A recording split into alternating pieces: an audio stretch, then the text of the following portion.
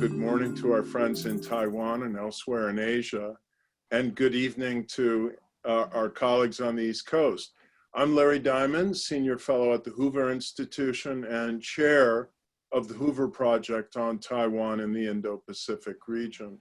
It's my pleasure to welcome you to this inaugural conference of our project, which builds on the previous projects on democracy and security in Taiwan, based at the Freeman Spogli Institute for International Studies. This conference and our related research come at a time of significant change in the Indo-Pacific region. The People's Republic of China is becoming notably more authoritarian at the same time that it is more and more confidently and aggressively deploying power, hard power, sharp power, and soft power in the region and beyond. This poses growing challenges for freedom, democracy, and security in Taiwan and throughout the Indo-Pacific. Increasingly, Taiwan is recognized as one of the most liberal and vibrant democracies in Asia, and one of the great political success stories of the so-called third wave of global democratization. Yet with China reneging on its commitment to one country, two systems, gradually strangling freedom in Hong Kong, and evincing a more belligerent posture toward Taiwan, many believe we're entering a new, more volatile and dangerous period. We have an excellent roster of speakers lined up for these next 3 weeks to explore these and other issues connected to Taiwan's place in a free and open Indo-Pacific. I want to begin by acknowledging the great work of our project manager and research fellow, Dr. Glenn Tiffert, and the tireless efforts of the senior manager for Hoover Events, Betsy Phillips, and her team, especially Janet Smith, and the administrative support of Amy Alonso, all at the Hoover Institution. I also want to thank the Taipei Economic and Cultural Office in San Francisco for its generous support of this project. Now I'd like to hand it over to Admiral James Ellis, Annenberg Distinguished Fellow at the Hoover Institution, who will moderate today's session. Admiral Ellis led the U.S. Strategic Command and commanded the U.S. Independence Carrier Battle Group during the Third Taiwan Strait Crisis in 1996. And he is the former president and CEO of the Institute of Nuclear Power Operations. Admiral Ellis. Thank you, Larry, and again, congratulations to you and your team for convening this important series of meetings and conference over these next few weeks that is particularly timely and, as you said, relevant to the issues in play today. During his confirmation hearing last July, Secretary of Defense Mark Esper made it abundantly clear that his top priority would be implementing the 2017 U.S. National Defense Strategy, which informs us, not surprisingly, that we are now in an era of great power competition and that China, and only then Russia, constitute our top strategic competitors. At the top of his top 10 goals, the priority that drives and underlies many of our national security efforts today is to focus the Department of Defense on China.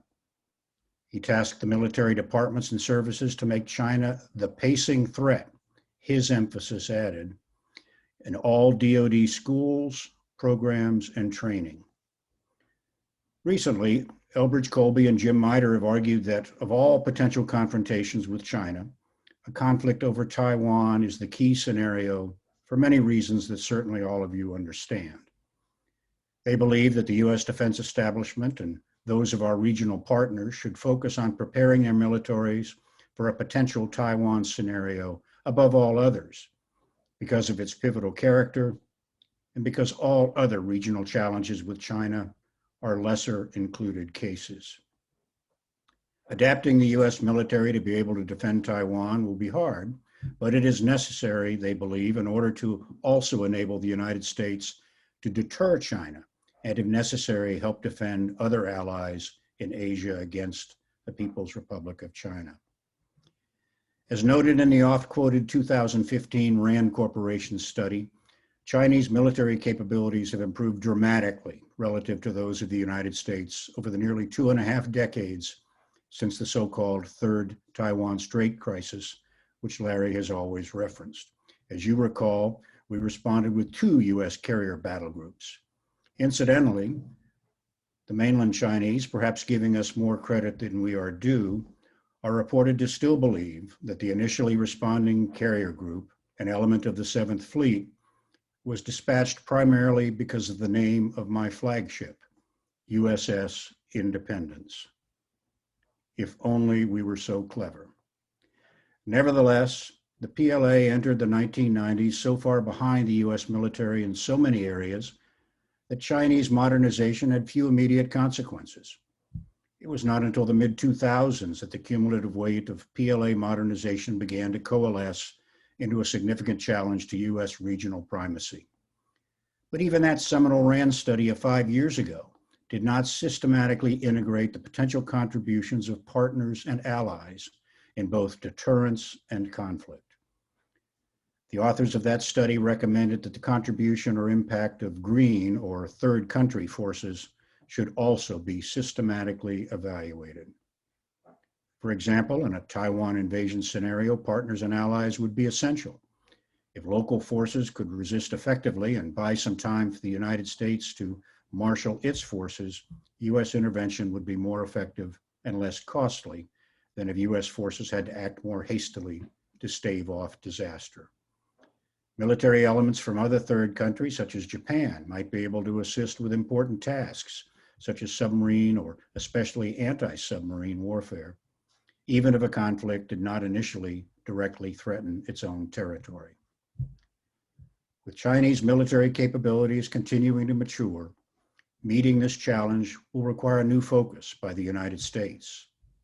Unless and until the United States adjusts its regional commitments, maintaining the capability to meet those commitments will require the ongoing review of procurement priorities, concepts of operations, basing posture, and importantly for today's panel, political-military relationships with regional partners, as well as engagement with Beijing to reduce the likelihood that China and the United States will ever turn weapons on one another. It's now my pleasure to briefly introduce our discussants and our panelists today. The first discussant is Dr. Joseph Felter. He's a research fellow at the Hoover Institution and former U.S. Deputy Assistant Secretary of Defense for South Asia, Southeast Asia, and Oceania. And he co-directs the Empirical Studies of Conflict project at Stanford Center for International Security and Cooperation. A former Army Special Forces and Foreign Area officer, Joe has a great deal of operational as well as policy expertise. Next is Dr. Che-chuan Lee. He's the chief of the National Security and Decision-Making Division at the Institute for National Defense and Security Research in Taiwan. Formerly, he served on Taiwan's Mainland Affairs Council, its National Security Council, and in the Ministry of Foreign Affairs, and he too brings a wealth of experience to our conversation. The first of our 3 panelists will be Dr. Phillip Saunders, who is the director for the Center of Study of Chinese Military Affairs and a distinguished research fellow at the Institute for National Strategic Studies at National Defense University. He is co-author of The Paradox of Power, Sino-American Strategic Restraint in an Era of Vulnerability. Dr. Saunders' paper, The Changing Balance of Military Power in the Indo-Pacific Region, assesses changes in the regional military balance, discusses Chinese military options with respect to Taiwan, including gray zone military actions below the threshold of lethal force.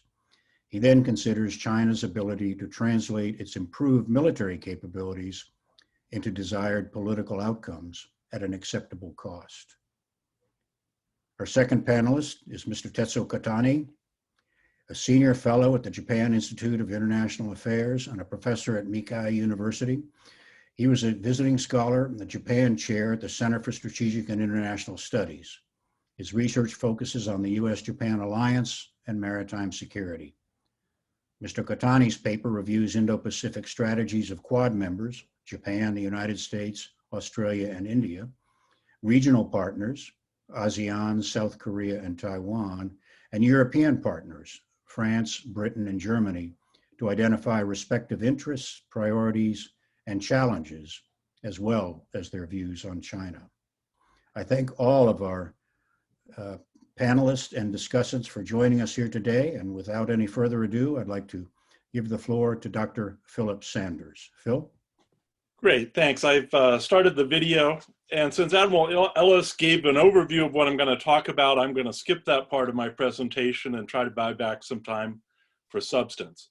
I want to start by talking a little bit about the regional military balance. And I think my assessment, we have a book on great power competition that should be released later this month, is that the US military still has significant quantitative and qualitative advantages over the PLA, especially in a long conflict that gives the US time to bring all of its assets to bear.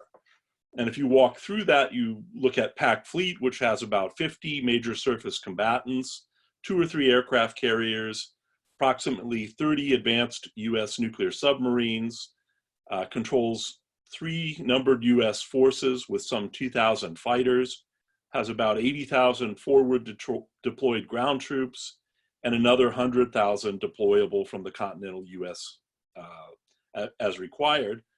But more importantly, the US military has advantages in its proven ability to employ space-based intelligence, surveillance, and reconnaissance, and cyber capabilities to support its ground, air, and naval forces operating as a joint force. And so there's synergies there that the US has proven in its operations. It's absolutely true that the PLA has gained a lot of ground over the last 20 to 25 years. They operate 3 fleets with more than 130 surface combatants, but they don't really have a long-range blue water warfare capability. Their aircraft carriers are decades behind the US design. Its bombers are based on a 1950s Soviet design, although they do have new engines and very capable land attack and anti-ship missiles. PLA's been organized for fighting limited conflicts along its borders, but over the last 15 years, it started to emphasize efforts to improve its power projection capability, including its air, naval, and missile forces, and to develop the ability to conduct joint operations. They've recently undergone a major organizational reform that changes how the parts of the PLA work with each other and greatly improves their ability to conduct joint operations. So this competition between the US and China in the Indo-Pacific certainly has a conventional military aspect, which is the types of military capabilities that I've been talking about.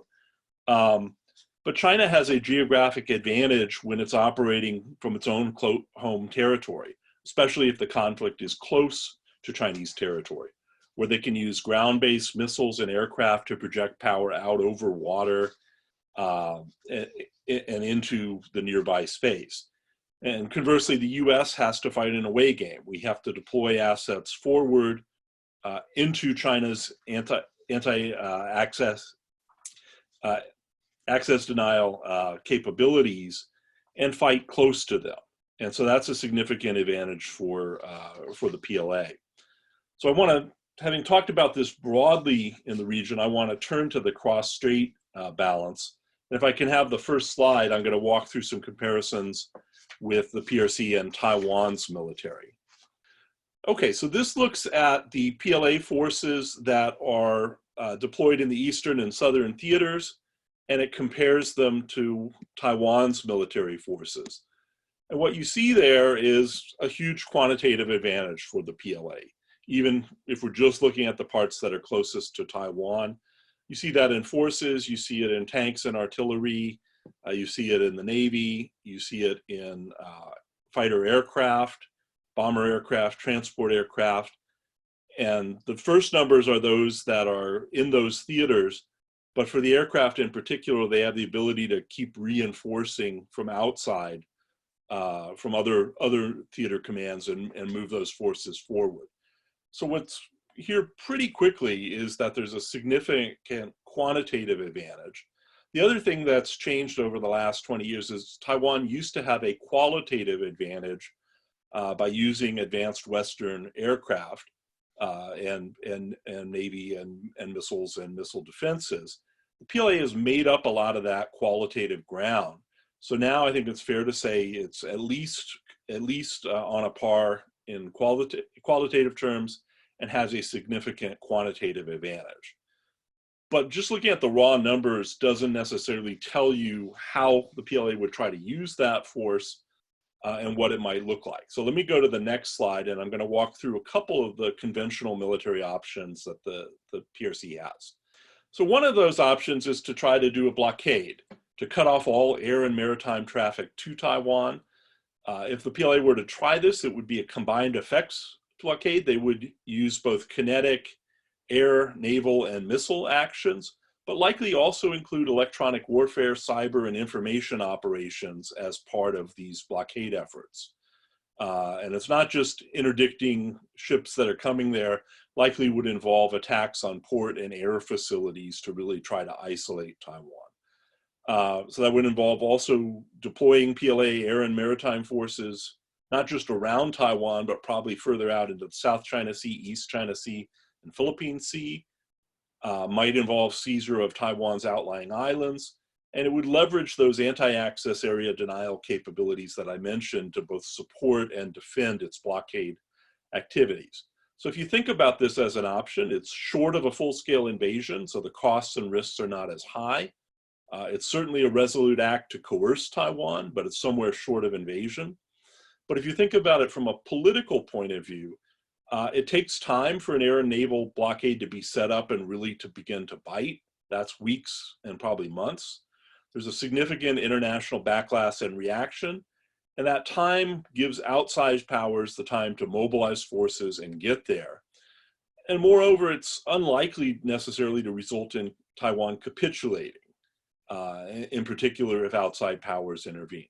So this is an option, certainly for PRC leaders, but not necessarily a decisive one in achieving the political end state of unification. Let's go to the next slide. So another option the PLA talks about in its literature is air and missile strikes, what they call a joint fire strike campaign. This is basically the use of strikes to try to inflict enough damage to compel Taiwan to accept PRC terms. A first strike would employ precision strikes targeting Taiwan's air and missile defenses to try to achieve air superiority. Then this would be followed with attacks by air force and missile forces with less precision, but the durability to keep striking. And that would target military and infrastructure targets and try to put pressure on Taiwan and also degrade Taiwan's various military defensive capabilities.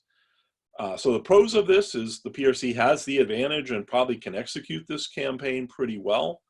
It can maintain that second stage indefinitely with conventional assets that are less precise. Cons, Taiwan has some offensive missiles that it can use to retaliate. But I think the big con is that this is unlikely to result in capitulation or surrender.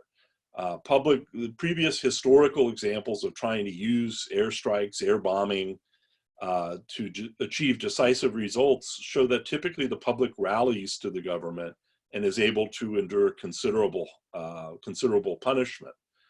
And also you have the issue of international reaction and backlash. If this is not a decisive campaign, international pressure is going to mount. And again, you have time for the US to deploy more forces to the theater. Let's go to the next slide, please. The other big option is invasion, and that would be an amphibious invasion across the strait that would likely build upon one or both of these prior campaigns that I've just talked about. How it would look like in phasing, again, attacks on Taiwan's air and missile defense, long-range artillery strikes against the beach, airstrikes, and anti-ship cruise missile and submarine attacks to try to take out Taiwan's Navy. That would be followed by an amphibious assault to establish a beachhead, and airborne and air assault to try to seize airfields and ports that would allow the PLA to use civilian transportation assets to provide air and sea lift. Right now, it doesn't look like the PLA has enough organic military sea lift and airlift to really carry out everything they need to do. And then finally, the PLA would have to land sufficient ground combat forces both to defeat Taiwan's ground forces and then provide ammunition and other supplies to support them during combat operations. So the pros of this is a decisive action. If the PLA can execute this successfully, They would physically seize Taiwan and be able to impose unification. And PLA has the advantages of military assets and resources that I talked about in the first slide. If you have enough time, can keep trying this, eventually you will probably wear out the Taiwan military and may achieve victory. You know, that said, an amphibious landing is about the most complicated military operation there is. The Taiwan military is pretty well advanced, equipped, and trained. I have looked at the overall defense concept that you'll hear more about. That seems like a clever way of focusing on the things, asymmetric advantages Taiwan would have to really complicate the PLA's ability to carry off an invasion. There's the potential for US intervention. And even if the PLA succeeds, it's unclear whether unification would be accepted by the Taiwan public, or is that the start of a lengthy insurgency operation that causes more problems for the PLA?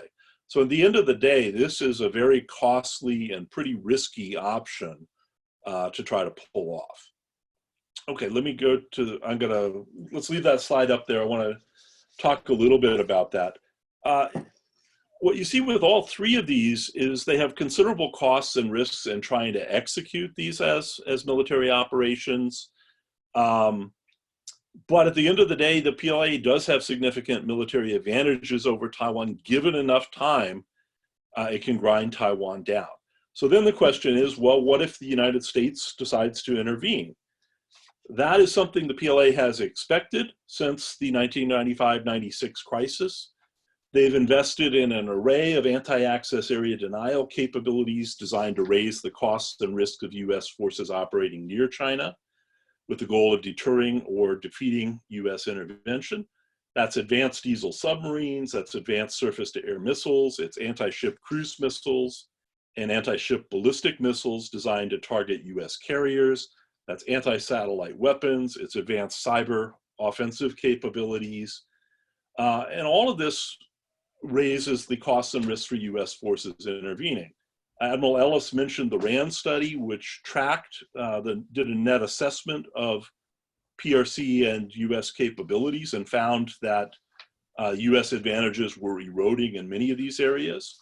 I think the new development that the RAND study didn't capture is Department of Defense is increasingly focused on how to adapt US weapons and operating concepts to fight the US in this anti-access area denial construct. There's not time to go through all of this, but Indo-Pacific Commander Admiral Davidson has developed a 6-year, $20 billion investment program for the US to regain the advantage over China. We see all the services investing in new concepts and capabilities designed to operate in this environment, whether that's the US Navy figuring out how to break the kill chain required for Chinese anti-ship ballistic missiles, or whether it's the US ability to operate from expeditionary austere locations, whether it's the US Army's multi-domain task forces, or the Marine Corps' shift in its force modernization efforts. 2 minutes, Phil, please. Okay, I was going to talk a little bit about the gray zone. I think the point is, let's go to the next slide and I will wrap up on that slide. The point here is that all of these military operations are risky. That's pushed the PLA in the direction of using lower level non-lethal means that we talk about in the gray zone. You see some of those on this slide. The advantage is it's incremental and tailorable pressure. The real con there is it's hard to translate that pressure into the objective of unification. And just to wrap up with that, the PLA has gained a lot of ground against the US military. It's gained even more ground against the Taiwan military. But the challenge is to convert that into the political outcome that it wants, unification. The costs of risks of trying to execute these military options are high. A Chinese leader who tried and failed would be putting his personal political survival at risk. So I think at the end of the day, the US is trying to do more to regain the advantage. Taiwan has some of the right things to do, but in my view is not spending enough money to fully execute those capabilities. If we do more in US military modernization and concepts, and Taiwan does more in executing the overall defense concept, and especially funding it, I think that will help maintain peace in the Taiwan Strait and in the Indo-Pacific more broadly. And let me stop there. Thank you. Thank you, Philip. Great summary and a great beginning for the panel. I'm now pleased to turn the microphone and the presentation over to Mr. Tetsuo Kotani and his perspective on not just regional allies, but global allies, all of whom would have an interest in the region and in a potential Taiwan conflict. Mr. Kotani. Thank you, Admiral Ellis, and thanks for the Hoover Institution for inviting me. So the topic given to me is the Indo-Pacific strategies of key U.S. allies and partners. So let me first briefly review Indo-Pacific strategies of Quad countries, meaning Japan, U.S., Australia, and India, and regional countries such as ASEAN, South Korea, and Taiwan, and followed by extra-regional European partners, UK, France, and Germany. Then I will summarize what they have in common, what are the differences in interests and priorities, and particularly how they see China differently. So first, Quad countries. The concept of Quad has its origin in the quadrilateral response to the 2004 Indian Ocean tsunami. And as all of the four countries became concerned about the growing China's aggression and also China's growing influence under the BRI, the Quad nations resumed strategic dialogue in 2017. And they discussed, they started to discuss the rules-based order, quality infrastructure, maritime security, and non-proliferation, and in addition to the HADR. The scope of the Quad is expanding, and it is now discussing the rulemaking in digital economy and the global health, including the response to the COVID-19. Among the Quad countries, the United States is pursuing great power competition with China, and the US expects the other Quad countries to follow its competitive approach without engagement, including the decoupling of global supply chain. However, Japan, Australia, and India, they are still taking both competitive approach and engagement with China. So there are slight difference among the four countries. And recently, the US Secretary of State, Mike Pompeo, called for further institutionalization of Quad to counter the rise of China. But the other three countries are still cautious to join the US containment of China. On the other hand, US has not fully reassured its allies and partners in the region as it seeks further financial contribution from its allies, and also the US is facing a problem of resource allocation from the Middle East to the Indo-Pacific in pursuit of the 2018 National Defense Strategy. The four countries also have different perception on regional economic integration.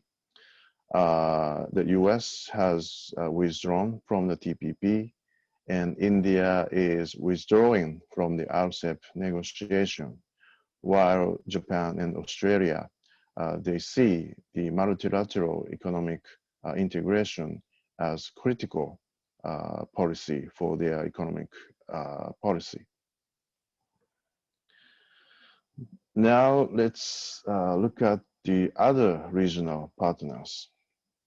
First, ASEAN. For ASEAN, the Indo-Pacific concept is a sensitive one. ASEAN relies on the United States for security, particularly to preserve stability in the South China Sea, while it is an active participant in the BRI. Also, the emphasis on the Indo-Pacific might undermine the unity and centrality of ASEAN. The ASEAN Indo-Pacific Outlook of 2019 emphasizes ASEAN centrality, openness, transparency, inclusiveness, rules-based approach, mutual trust, respect, and interest. It rejects to join encirclement of China and focuses on economy rather than security. So it seems to be more aligned with China's BRI rather than the US Indo-Pacific strategy. Of course, some ASEAN member countries are more willing to work with Quad, and some are more reluctant. But because of the importance of ASEAN unity, I don't think ASEAN will be aligned with Quad positively. So in some sense, ASEAN attempts to avoid taking sides between US and China and struggle to find the right place in the great power competition. South Korea has been promoting the new Southern policy since 2017. The South Koreans refuse to use the term Indo-Pacific, but this new Southern policy aims to strengthen a strategic and comprehensive relationship with ASEAN and India. South Korea's relationship with ASEAN has been more economy focused, but under this new policy, the South Korea is now attempting to widen the area of cooperation, including political and security. South Korea faces difficult relationship with the United States, China, Japan, and North Korea. So in some sense, the new South Korea's new policy is an attempt to find a new diplomatic outlet in ASEAN and India. And Taiwan also launched the new southbound policy in 2016. It aims to expand Taiwan's relationship with ASEAN, South Asia, Australia, and New Zealand through economic, trade cooperation, people's exchange, resources sharing, and regional partnerships. Taiwan is not necessarily seeking to enhance strategic security cooperation with regional countries. It is rather trying to tighten economic and cultural relationship with those partners. But Taiwan is also attempting to reduce its economic reliance on China while keeping its diplomatic maneuverability open. In this sense, Taiwan's new policy is more aligned with the Quad's Indo-Pacific strategies. Now let's turn to Europe. Among the European nations, the Britain has not released its official Indo-Pacific strategy yet, but in the context of Brexit and the global Britain, it is now returning to the east of Suez through the five-power defense arrangement. And UK clearly recognizes the growing importance of the region for its economic policy.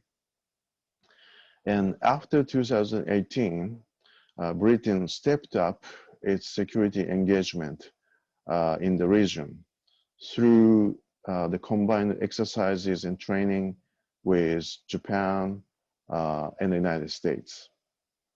And also the UK is trying to increase the presence operation in the South China Sea.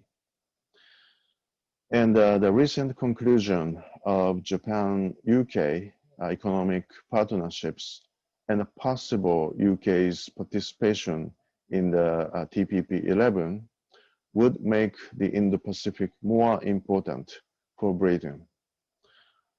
Britain's view on China becoming realistic, but it remains to be seen how much the China factor affects the Britain's concept of the Indo-Pacific. Then France recognized itself as a Indo-Pacific power, given its territory and economic zone in the Pacific. France's recent Indo-Pacific strategy emphasizes the region's growing economic importance, as well as the risks such as North Korean nuclear development and the militarization of the South China Sea, terrorism, and climate change. France maintains military presence in the South Pacific, where it conducts patrol with Australia and New Zealand. France is also strengthening security ties with Japan and India. France deployed its aircraft carrier to the South China Sea to demonstrate its commitment to the region in 2019. It remains unclear, however, how the China factor will shape France's approach to the Indo-Pacific. And Germany is the latest European newcomer to the Indo-Pacific. Germany just recently published its policy guidance for the Indo-Pacific.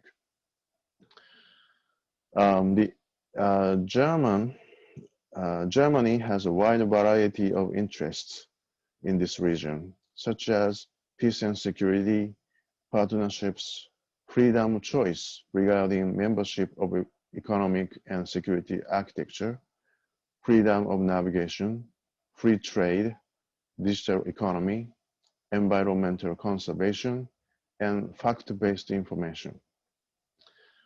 The new guidelines also refers to EU's engagement with Asia, the promotion of multilateralism, maintenance of the rules-based order, commitment to the UN development goals, respect for human rights, and other issues. Germany's economic dependence on China is heavy, but the shift toward the Indo-Pacific indicates that Germany is also becoming realistic in terms of the perception of challenges posed by China. But again, it is still unclear how the China factor will actually affect the Germans' approach to the region.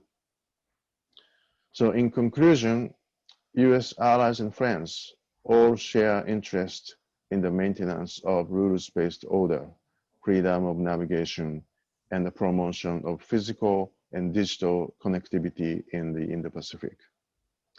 Quad is leading the Indo-Pacific strategies, and Taiwan and the European countries are more aligned with Quad.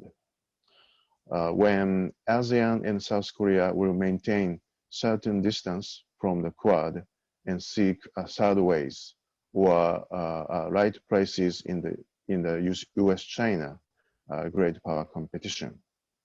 Even among the Quad members, there are some disagreement, for instance, over trade liberalization and multilateralism.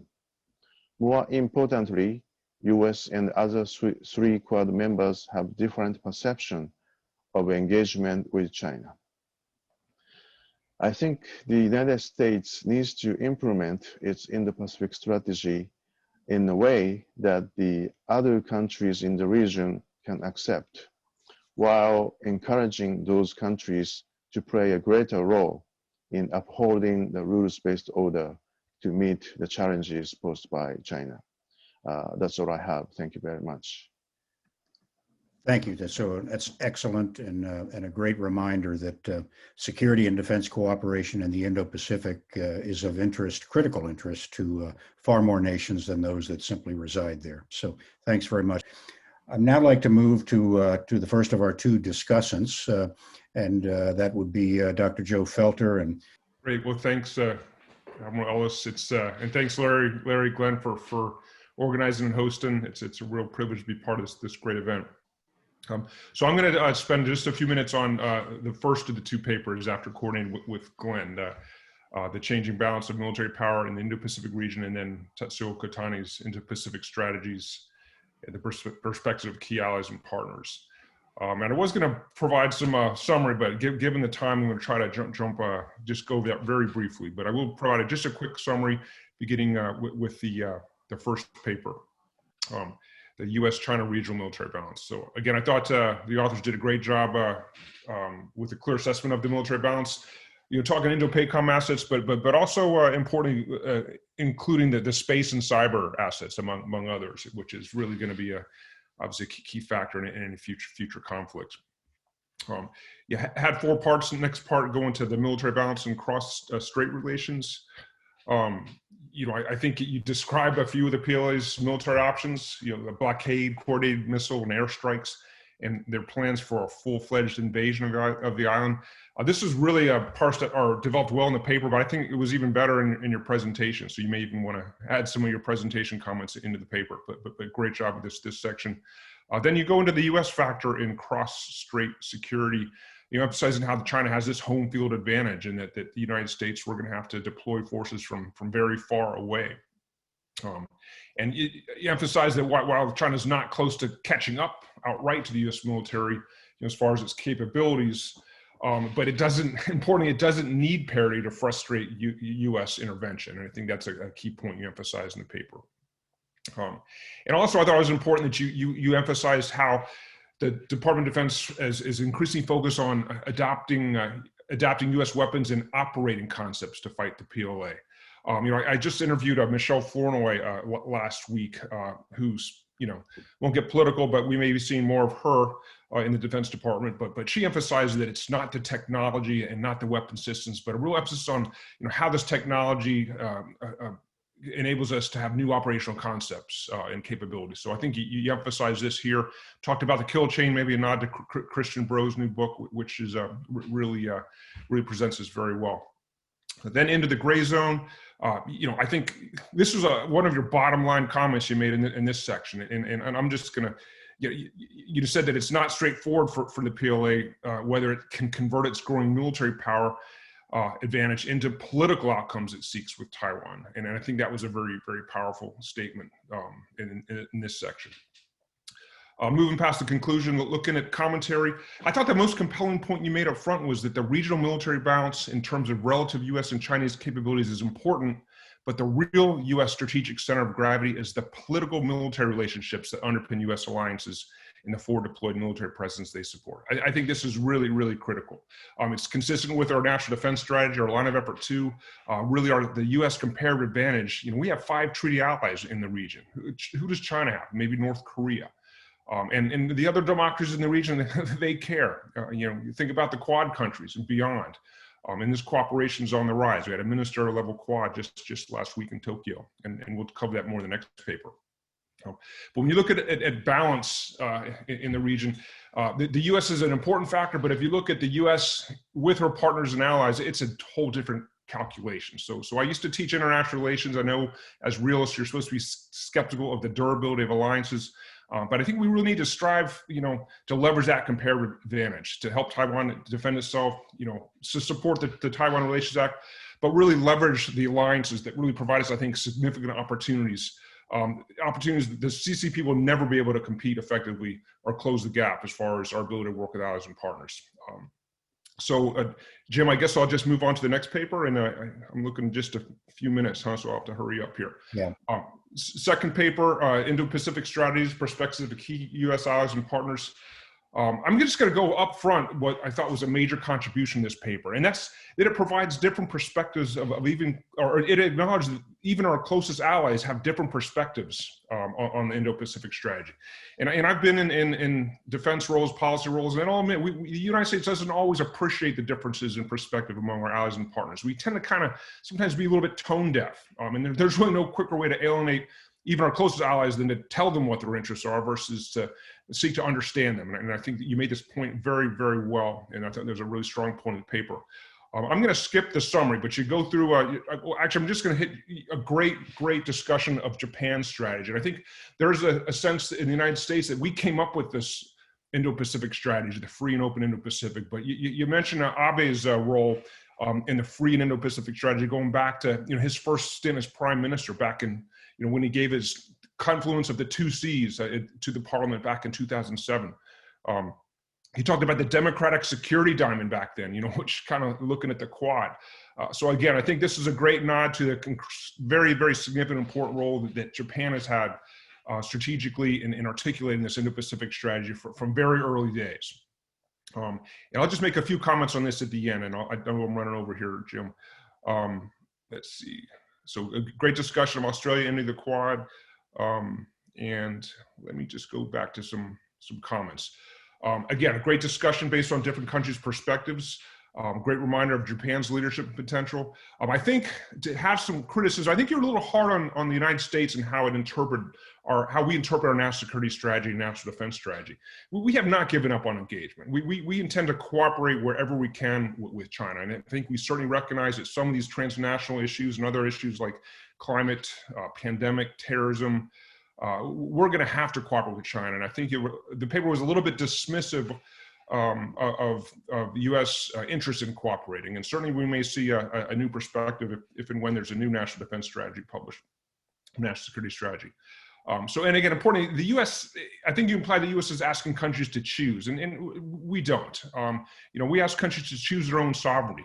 This is not a competition between the United States and China in the region, but it's better framed as a competition between visions. The U.S., I would argue, has a shared vision that's embraced in the region, whereas China has to be imposed and coerced. So again, it was a great description of the many countries who have interest in the Indo-Pacific region, both in the region and beyond in Europe. But one last thing, very good description. Maybe you can try to add a little bit of a predictive part of this paper. Maybe what are some of the main challenges and opportunities for Quad and other countries in the region to advance their shared interests? Maybe what is it going to look like in Japan post-Abe? But Jim, I apologize for running a bit late, and I'll turn it back over to you. Thank you, Joe. Great insights from a guy who's walked the walk.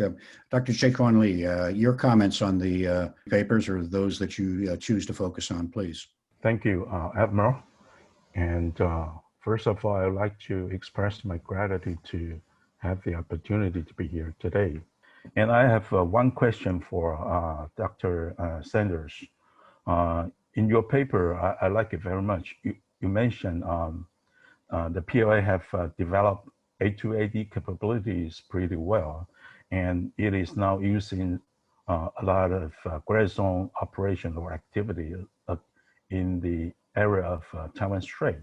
So my question is, what is your assessment about recent debate arising in Washington, D.C. about how the United States are supposed to deal with the PLA's activity, the traditional so-called strategic ambiguity would suit better, or maybe the United States should take a so-called strategic clarity for the current situation across the Taiwan Strait. And what do you think Taiwan can do to counter or to offset the gray zone operation conducted by the PLA against Taiwan? And lastly, I have one question for Professor Kotani. In your paper, you mentioned that countries like Japan, India, South Korea, and ASEAN members stress that the importance of inclusiveness of Indo-Pacific strategy.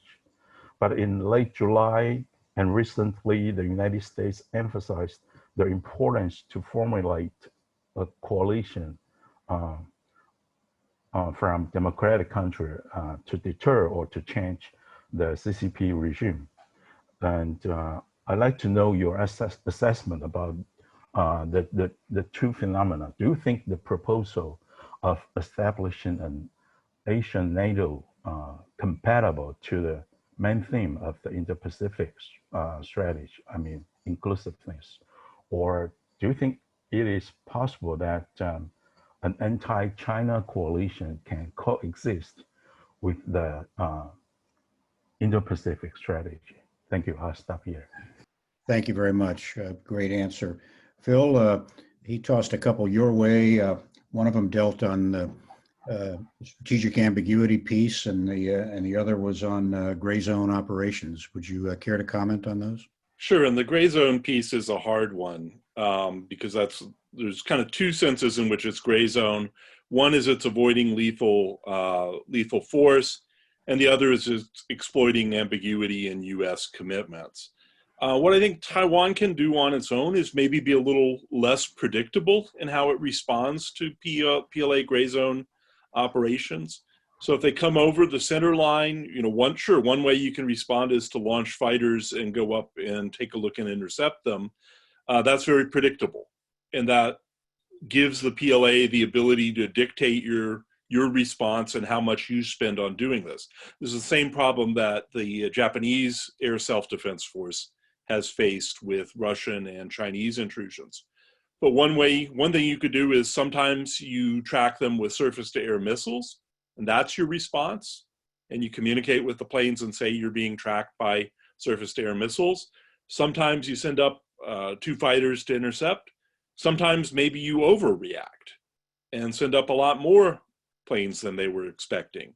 So that's one thing you can do, is to be less predictable in the response.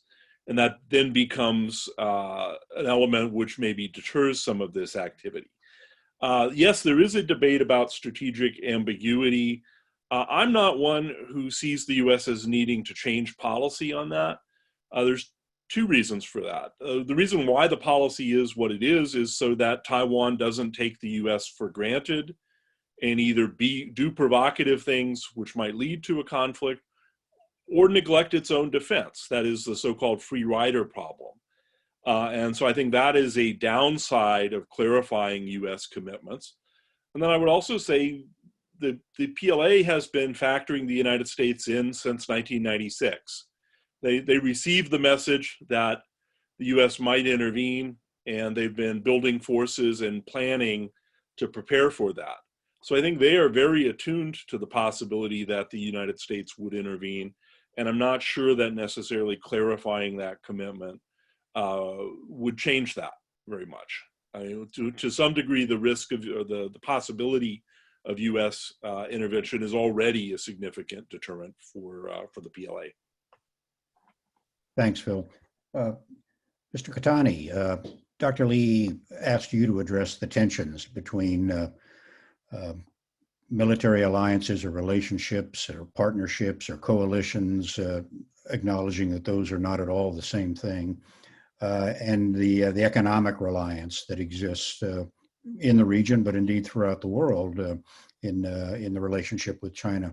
Do you think you can sustain both a more formal military relationship for those in the neighborhood and indeed other allies globally, and can that coexist with an economic, robust economic interchange? I think under the current situation, the Asian countries would prefer keeping informal, flexible mechanism to deal with the regional issues, including security and economic problems. And I think it's ultimately it depends on how China will behave in the future. If the aggressiveness continues, if China invades the territory of other nations, I think that will definitely lead to the establishment of a more formal military alliance among the like-minded nations, perhaps based on the Quad mechanism. But unless such a scenario comes up, I think it is still better for the Asian nations to keep the multilateral mechanism as a less formal one. Thank you. Those are great responses to 3 or 4 very insightful questions from Dr. Lee. Joe, do you have any other specific questions you'd like to see addressed before we move into Q&A from the participants? Gosh, maybe just like predictive. What do we see going forward? I know there's a great description by the paper, but what might be the challenges and opportunities for greater Quad cooperation and regional cooperation going forward? Mr. Kotani, would you care to talk about opportunities that you think are perhaps unrealized that might offer the potential? Yes, I actually tried to answer that question partly in my paper. So the question is whether or not we should seek the further institutionalization of Quad to deal with the lots of security challenges. And United States is clearly very much interested in that. But Japan, Australia, India might be still cautious. And, the India is still, for some reason, reluctant to invite Australia into the Malabar naval exercise. So I think, again, I still think the Quad is a very important mechanism to discuss the regional issues. But for the actual actions, I think it still needs to come from a bilateral or trilateral approach. Thanks, Tetsuo. Right. Okay, moving on to questions and answers. And we've got a raft of them here, about 20 or more. And so I'm going to do what I can to combine them. But the first one will go to Phil. And looking at this from a historical perspective, how does the gap between the U.S. and the PRC forces compare to our perceptions of decades past? I mean, we all remember missile gaps, real or imagined, 10 feet tall Russian forces that perhaps weren't when we got a chance to peek behind the curtain. How do you see all this? Is there a comparison here that's worthy, or is this a different situation, Phil? Well, sure. That's a great question by Tom Finger. If we look at it in the US-Soviet context, it was a local Soviet conventional advantage that was the key threat that led the United States to lean on nuclear weapons to offset that. That started a nuclear arms race, and we wound up with mutually assured destruction, where neither side really dared to take a move for fear of starting a nuclear war. So that's one thing that's different, that in the US-China competition, this seems to be mainly a conventional competition, with both sides thinking they can fight conventionally and stay below the threshold of escalation to the nuclear level. So I think that's a very important thing that's different. A second thing is the Soviets were tied to the Warsaw Pact and the Soviet bloc, and that was their economic sphere. China's different. It needs energy, it needs resources, it needs markets within Asia and all over the world. So it can't stay at home. It has to be involved in the world, and that produces vulnerabilities, and that produces a demand for a larger military role. So that's something different, that was a geographically focused competition. The US-China competition is going to have global elements to it. And then I think the third thing that's different is now we have a much greater role for space, counterspace, cyber, and hypersonic weapons. The implications of this are unclear. We've never seen two advanced militaries going at each other with all of these systems. Seems to me there's a significant risk of escalation that's unexpected. And it also makes it harder to do a net assessment of how well all of that stuff is going to work. Because our doctrine is to blind the adversary's ISR and paralyze their command and control. Well, gosh, that's China's doctrine as well. And we've never seen two advanced militaries going at each other with that way. So part of the military balance deals with those things and new technologies such as artificial intelligence. And it's a lot harder to figure out what that really means, how it translates to usable capabilities, and how that would play out in a wartime context. So I think that's one other thing that's different. It's harder to do a net assessment and know really where you stand. And if I can have 30 more seconds, I have to say I owe an apology.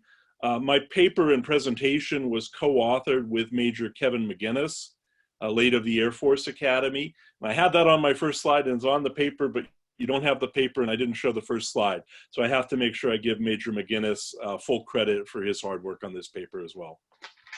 Thank you, Phil. Mr. Kotani, there's a question here that asks us to parse the ASEAN membership and their positions and interests a bit more finely. It specifically addresses the Philippines and Vietnam.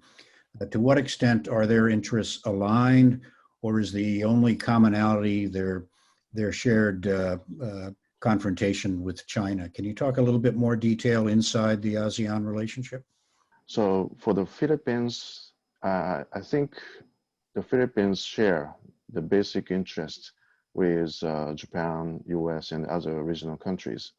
But at this moment, we have an unpredictable president in the Philippines. So it's a little bit difficult to understand how the Philippines will align with either China or the US and other US key allies. But fundamentally, I think the Philippines share the interest in the regional issues. So depending on who will lead the country in the coming years, I think there should be more alignment with the Philippines.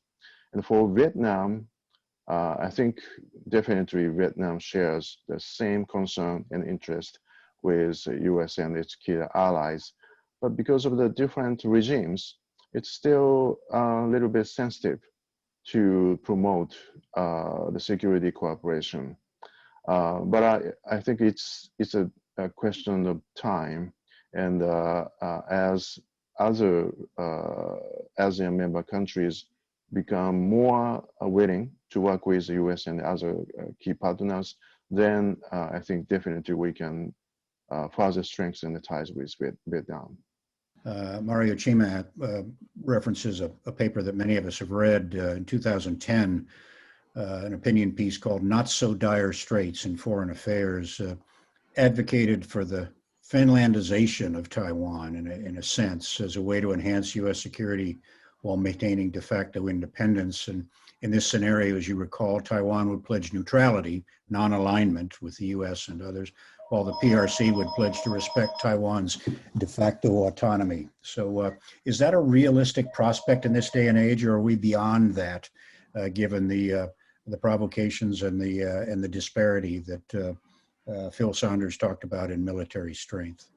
And that's probably intended for all, but we'll start with Phil. Phil, your comments? I don't think it's viable anymore because Russia didn't care so much about Finland as Finland. It cared about it strategically. But for the PRC, Taiwan status is an unfinished legacy of the Civil War, and it's part of their broader project of undoing the century of so-called century of humiliation. So leaving it as it is, the PRC leaders have decided is not a permanent option. Okay. That said, there's another question. Well, does that mean there's a deadline or a timeline? They have talked about this as something to be done by 2049. But I think in practice, the PRC policy can either emphasize deterring independence, which is easy because Taiwan has no plans to formally declare independence, or achieving unification, which is a lot harder because you have to fundamentally change the status quo. But the ability to pivot between those two things gives Beijing a lot of flexibility not to box itself into a position where it has to do something it doesn't want to do. Thank you. But I think Finlandization is no longer a viable option for Beijing. Kotani, your perception on that fairly controversial and albeit dated opinion? You know, the security of Taiwan is critical to the security of Japan. And, you know, there was some question from the audience as well, whether or not Japan will allow the United States to launch a strike vis-a-vis China from the Japanese bases. We assume if China tried to invade Taiwan, they have to strike the US bases in Japan to prevent US intervention. And if China strikes the US bases in Japan, it will constitute the attack on Japan. So we have no choice but to involve in this conflict. So I don't think we will just watch how the things will go on the Taiwan Strait, and we will take sides. Thank you all, and thank all the panelists and the discussants. I'll now turn the microphone over to Glenn Tiffert, who, as you all know, is the manager of this exceptional program. Glenn? As the manager of this program, I'd like to thank you all for joining us today for what was truly an excellent program.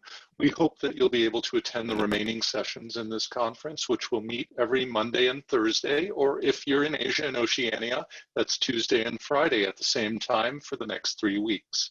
Our next session, entitled Sharp Power, Natural Resources and Sustainable Development, will examine the intensifying competition over natural resources in the Indo-Pacific region, particularly its political and geostrategic dimensions. I hope to see you in 3 days.